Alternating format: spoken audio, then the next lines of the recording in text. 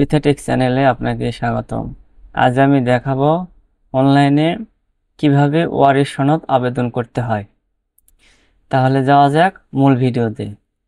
যে কোনো ব্রাউজারে এসে সার্চ করুন প্রত্যয়ন.gov.bd লিখে সার্চ করলে এরকম একটা ইন্টারফেস দেখতে পাবেন। এই সাইটটি তৈরি করা হয়েছে মূলত অনলাইন সার্টিফিকেট সিস্টেম বা অনলাইন সনদের আবেদন সাইট।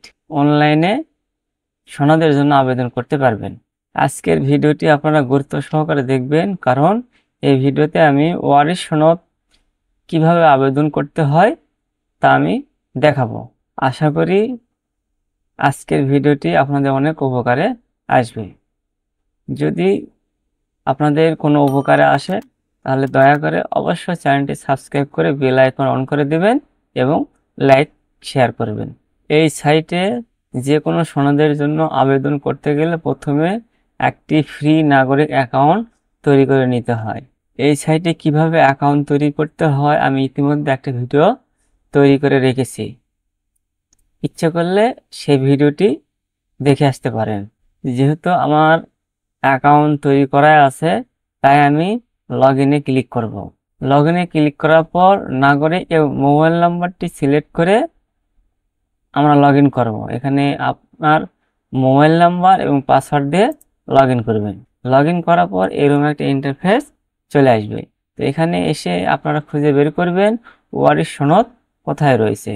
ওয়ারিশ সনদটি দেখে আপনারা সেখানে ক্লিক করবেন। ক্লিক করার পর এরকম একটা ইন্টারফেস দেখতে পাবেন।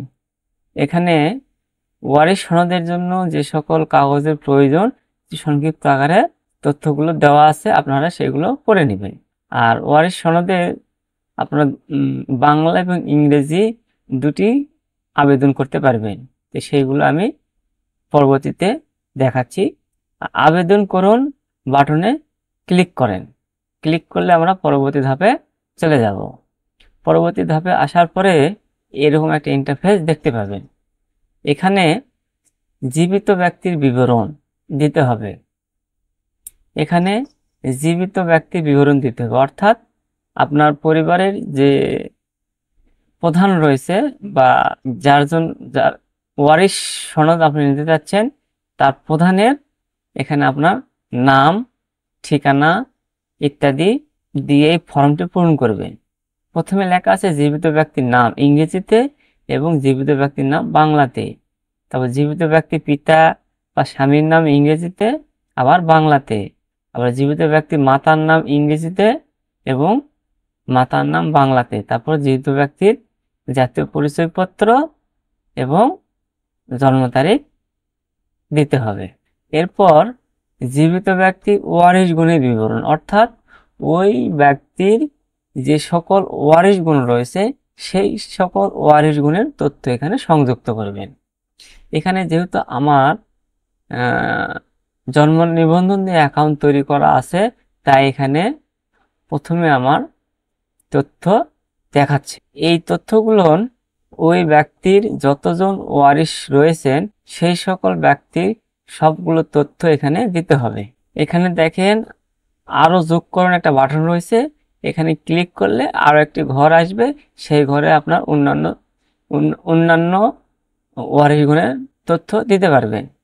তো এখানে লাল চিহ্নিত স্টার মার্কগুলো অবশ্যই পূরণ করতে হবে। তাই এখানে সম্পর্ক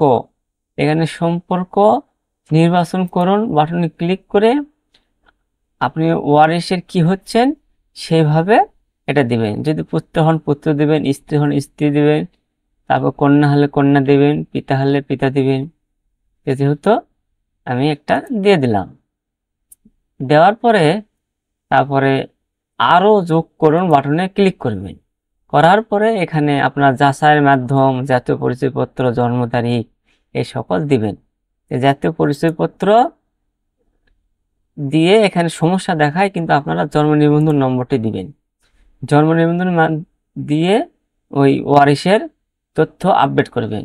জন্ম নিবন্ধন সিলেক্ট করার পরে এখানে জন্ম নিবন্ধন নাম্বার যেটা রয়েছে ইংরেজিতে লিখবেন, তারপর জন্ম তারিখ দিবেন, তারপর তথ্য অটোফিল করুন বাটনে ক্লিক করলেই তার তথ্যটি এখানে যোগ হয়ে যাবে। এরকম পর্যায়ক্রমে যতজন ওয়ারিশ রয়েছে সেই প্রত্যেকে ওয়ারিশ গুণেন আরও যোগ করুন বাটনে ক্লিক করে তথ্যগুলো সংযুক্ত করবেন। তথ্য সংযুক্ত হওয়ার পরে পুনরায় চেক করবেন সবকিছু ঠিক আছে কিনা। যদি ঠিক থাকে তাহলে জমা দিন বাটনে ক্লিক করবেন। এখানে আমি সকল তথ্য পূরণ করে ফিরে আসছি। এখানে তথ্যগুলো দেওয়া সম্পূর্ণ হলে জমা দিন বাটনে ক্লিক করবেন। আমি জমা দিন বাটনে ক্লিক করে পরবর্তী ধাপে চলে যাচ্ছি। জমা দিন বাটনে ক্লিক করার পর পরবর্তী যে অপশন আসবে সেখানে জীবিত ব্যক্তির সম্পূর্ণ বিবরণ এখানে দেখতে পাবেন এবং ওয়ারিশ গুণের বিবরণ এখানে সম্পূর্ণ দেখতে পাবেন। যদি সবকিছু ঠিক থাকে তাহলে জমা দিন বাটনে ক্লিক করবেন এবং যদি কোনো কিছু আবার ভুল হয় তাহলে পরিবর্তন করুন বাটনে ক্লিক করে সেটা সংশোধন করে আবার জমা দিন বাটনে ক্লিক করে পরবর্তী ধাপে চলে যাবেন। আমি যেহেতু আমার এখানে সবকিছু ঠিকঠাক আছে তাই আমি জমা দিন বাটনে ক্লিক করছি। এরপর পরবর্তী ধাপে এরকম একটা অপশন চলে আসবে। এখানে আপনার তথ্যগুলো দেখাবে, আপনার নাম, ঠিকানা, বর্তমান ঠিকানা, স্থায়ী ঠিকানা, পিতামাতার নাম, এই সকল তথ্য দেখাবে। অর্থাৎ আপনি অ্যাকাউন্ট তৈরি করার সময় যে তথ্য দিয়েছিলেন সেই তথ্য এখানে দেখাবে। এরপরে সবকিছু যদি ঠিকঠাক থাকে তাহলে সব ঠিক আছে বাটনে ক্লিক করে পরবর্তী ধাপে চলে যাব। এখানে দেখেন যে লেখা আছে ওয়ারিশ সনদ এর জন্য আবেদন প্রক্রিয়া। অর্থাৎ এখানে যে আপনি সনদটা যে নেবেন আপনি কি বাংলাতে নিতে চান নাকি ইংরেজিতে নিতে চান। যদি আপনি বাংলাতে নিতে চান তাহলে ইংরেজি ঘর টিক চিহ্নটি তুলে দিবেন, আর যদি শুধু বাংলাতে নিতে চান তাহলে যদি ইংরেজিতে নিতে চান তাহলে ইংরেজি ঘরটিতে টিক চিহ্ন দিবেন। আর যদি বাংলা অথবা ইংরেজি দুটোই নিতে চান তাহলে দুই ঘরেই টিক চিহ্ন দিবেন। যখন একটি সনদপত্র নেবেন তখন আপনাকে এই সনদটি আবেদন করার জন্য আপনাকে কিছু সামান্য পরিমাণ ফি দিতে হবে।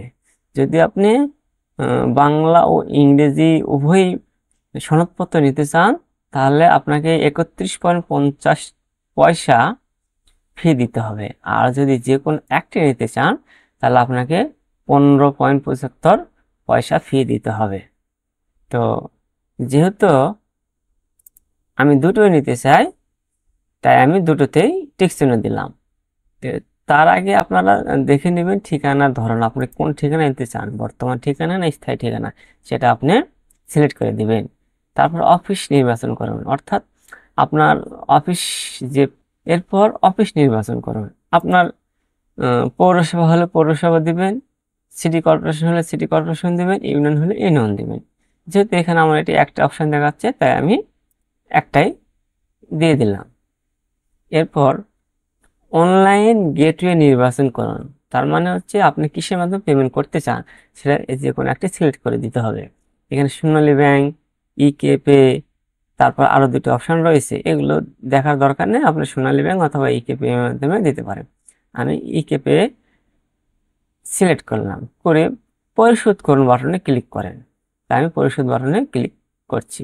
এরপরে আপনার পেমেন্ট গেটওয়ে মাধ্যম দেখাবে আপনি কিসের মাধ্যমে পেমেন্ট করবেন। এখানে মোবাইল ব্যাংকিং রয়েছে, কার্ড রয়েছে, কার্ডের মাধ্যমে পেমেন্ট করতে পারবেন, ইন্টারনেট ব্যাংকিং এর মাধ্যমে পেমেন্ট করতে পারবেন, আর ওয়ালেটের মাধ্যমেও পেমেন্ট করতে পারবেন। তবে আপনি মোবাইল ব্যাংকিং এর মাধ্যমে পেমেন্ট করাটাই ভালো হবে। আপনি মোবাইল ব্যাংকিং এর মাধ্যমে পেমেন্ট করতে পারেন। এখানে আপনার বিকাশ, নগদ, রকেট, উপায় ইত্যাদি রয়েছে, আপনি যে কোনো একটির মাধ্যমে পেমেন্ট করবেন। আমি বিকাশ সিলেক্ট করছি, করে এই টার্মস অ্যান্ড কন্ডিশন বাটনে টিক চিহ্ন দিয়ে পে নাও বাটনে ক্লিক করবেন। পে নাও বাটনে ক্লিক করলে আপনারা এরকম একটা ইন্টারফেস দেখতে পাবেন। এখানে আপনার বিকাশ অ্যাকাউন্ট নাম্বার চাইবে, বিকাশ অ্যাকাউন্ট নাম্বার দিয়ে কনফার্ম বাটনে ক্লিক করবেন। এরপর আপনার ফোনে একটি ওটিপি কোড যাবে 6 সংখ্যার, সেই 6 সংখ্যার ওটিপি কোড এখানে দেওয়ার পরে কনফার্ম বাটনে ক্লিক করবেন। তারপর আপনার বিকাশের পাসওয়ার্ড চাইবে, পাসওয়ার্ডটি দিয়ে কনফার্ম বাটনে ক্লিক করবেন। তারপর এরকম একটা ইন্টারফেস দেখতে পাবেন, সেখানে দেখাবে ভেরিফিকেশন সাকসেসফুল হয়েছে। এরপর কিছুক্ষণ অপেক্ষা করার পরে আপনারা দেখতে পাবেন পেমেন্ট সাকসেসফুল, অর্থাৎ আপনি যে পেমেন্ট করেছেন সেই পেমেন্ট সাকসেসফুল লেখাটি দেখাবে। তারপর কিছুক্ষণ অপেক্ষা করলে আপনারা দেখতে পাবেন এইরকম একটা ইন্টারফেস। এখানে আপনার আবেদন প্রক্রিয়াটি সম্পূর্ণ হয়েছে তার একটি ট্র্যাকিং নম্বর আপনাকে দেওয়া হবে। এই ট্র্যাকিং নম্বরটি আপনি নোট করে রাখবেন, অথবা এখানে প্রিন্ট করুন বাটনে ক্লিক করে এটি সেভ করবেন, অথবা প্রিন্ট করে নেবেন। সেভ করে নিয়ে পরবর্তীতে কম্পিউটার দোকানে গিয়ে আপনারা প্রিন্ট দিয়ে নেবেন। এবং আপনারা এই সাইটে যে পেমেন্ট করলেন, এই চালান প্রিন্ট করুন বাটন আছে, বাটনে ক্লিক করে আপনারা যে চালান যে জমা দিলেন, যে টাকাটা পেমেন্ট করলেন তার একটি চালান পাবেন। সেই চালানটি আপনারা প্রিন্ট করে নেবেন অথবা সেভ করে রাখবেন। এখানে যে সকল তথ্যগুলো দিয়ে আপনি আবেদন করেছেন সেই সকল তথ্যের সবকটির একটি করে ফটোকপি নেবেন এবং এখানে আবেদনের ফর্মটি প্রিন্ট করে নেবেন এবং চালানে প্রিন্ট করে নিয়ে সবগুলো অ্যাটাচ করে আপনারা আপনার প্রতিনিধির কাছে যাবেন, অর্থাৎ আপনার পৌরসভা হলে পৌরসভায় যাবেন, ইউনিয়ন হলে ইউনিয়ন অফিসে যাবেন, সিটি কর্পোরেশন হলে সিটি কর্পোরেশন অফিসে গেলে পরে আপনারা একদিনের মধ্যেই সার্টিফিকেটটি পেয়ে যাবেন। আশা করি আপনারা শুরু থেকে শেষ পর্যন্ত ভিডিওটি দেখেছেন এবং বুঝতে পেরেছেন। যদি বুঝতে না পারেন কমেন্টে জানাতে পারেন কোথায় সমস্যা হয়েছে বা বুঝতে পারেন নাই, আমি আপনাদেরকে সহজভাবে বোঝানোর চেষ্টা করব।